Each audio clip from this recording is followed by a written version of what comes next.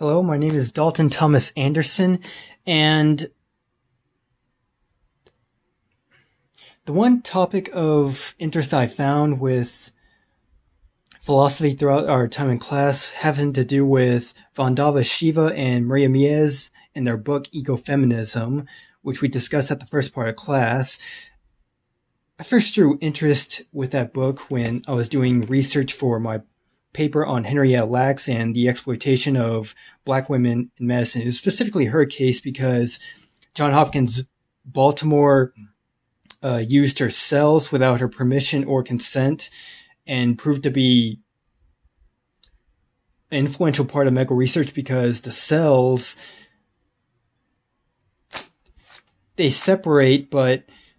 because of it's a special condition where her cells can basically separate and keep separating and multiplying within 20 or 24 hours. And because they never die, the cells can be used for a wide variety of research projects and have led to research in cancer, AIDS, leukemia, and and the vaccine for polio. The reason I bring this up is because Mies and Shiva, their book, in terms of exploitation of science, it's strangely, how do I put this? I feel connected to my cynical side towards science because I've always been cynical of when scientists use the excuse of the pursuing of knowledge to exploit minorities or low-class societies. And in terms of Mies and Shiva's book, they seem to share my sense of cynicism in a way, particularly in chapter 3 with their look at feminist research and analyzing how the roots of science and the scientific revolution have been built upon this attitude to want to exploit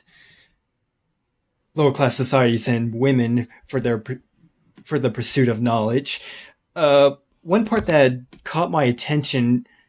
right away was their mentioning of Francis Bacon,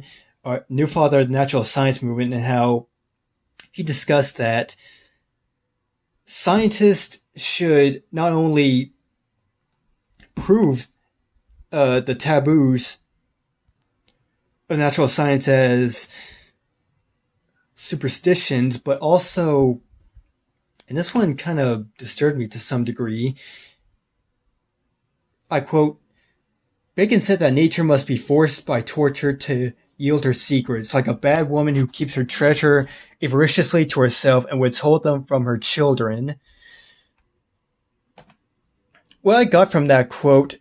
is a sense that morals and boundaries are speed bumps in acquiring the knowledge and success that it can lead to, and to put that aside and to put morals and boundaries aside is necessary if you want to achieve that. That seems very toxic because it basically means whatever results knowledge obtains, it's necessary to basically rape the natural world in the name of science. And Mies and Shiva, they dive in that further in rather on the say page 70 with Evelyn Fox Keller in her psychological analysis of what Bacon said. I put down in my notes that Keller, her analysis of this is that it's a sexist linguistic symbolism of natural science, and that nature to them is a dangerous woman to be dominated, and that military and material force together is what helped them create results in this chaste marriage. In this case, the results being machinery and commodities that can be further used to replace the love and the reproduction that women can offer and ultimately phase them out. it's as if morals and knowledge come secondary, as well as the social boundaries of gender, sex, race,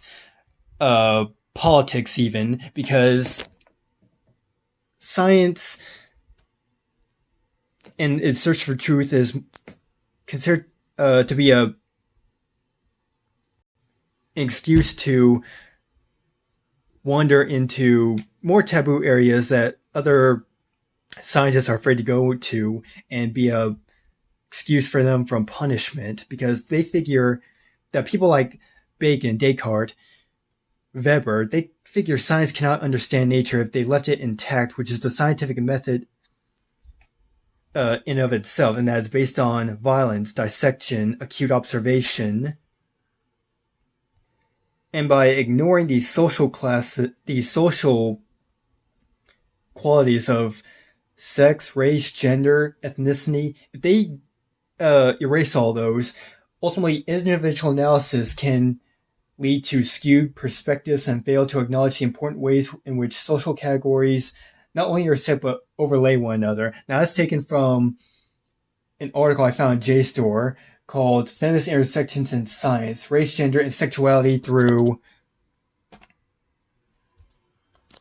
the Microscope. I found that quote interesting because science, it sees humanity as one giant population to test upon, and I find that cynical, because what that means is that the general public is made to be taken advantage of. My ultimate point in making wherever this video is to be made is that science and minorities, they've recently started to mix together because the general public and review boards of science have noticed that this toxic way of thinking is harmful and has to be dealt with. And to do that is to have transparency, to have more communication with the people that they're testing, to know that they're both on the same field and they want the same thing. And if they give their consent, then that means they both want to play ball. And that can lead to